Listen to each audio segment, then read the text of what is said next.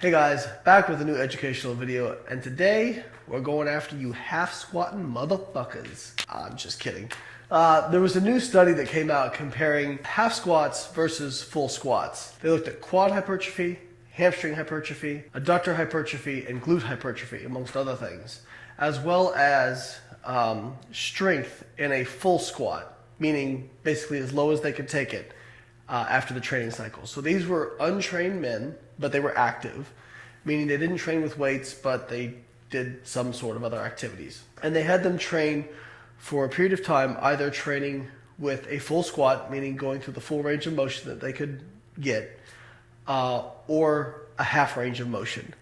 And then at the end, they compared their 1 rep maxes for the full squat. What they found was not too unsurprising. They found that the half squat and the full squat both equally stimulated quad growth.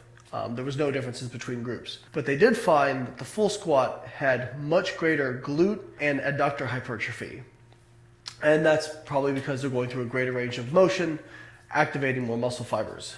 Now, they did find that the strength on a full squat was greater in the group that did full squats. Now, this isn't too surprising because strength is a specific skill, and this group was used to doing full squats versus the group that only done half squats. They're not going to be used to doing that sort of skill. If they had tested a half squat, my guess is the group that did half squats would actually be better at the half squat than the groups doing full squats, because again, strength is specific. The other thing that's important to note was they matched the groups for load.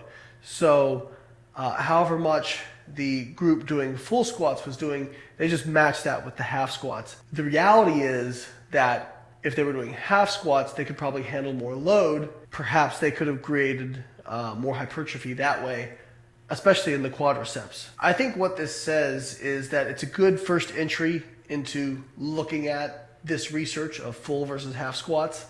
I tend to tell people, if you're training for hypertrophy, go as low as you can while maintaining a neutral spine so that you're not placing yourself at excessive risk for some sort of back injury. If you have to butt wink, or you have to fold over, or you have to lose your spinal neutrality, I wouldn't go any lower than, again, the lowest you can go while maintaining a neutral spine. And obviously working at things like hip mobility and just squatting and getting better at the movement, you'll be able to get more range of motion over time. But if you're somebody who's competing in powerlifting, probably just squat to the level that you need to squat to in order to pass the lift, because again, strength is a specific skill. All right, guys, if you like the video, subscribe to the channel, go check out some of our fine merchandise, and buy that shit. Catch you guys next time.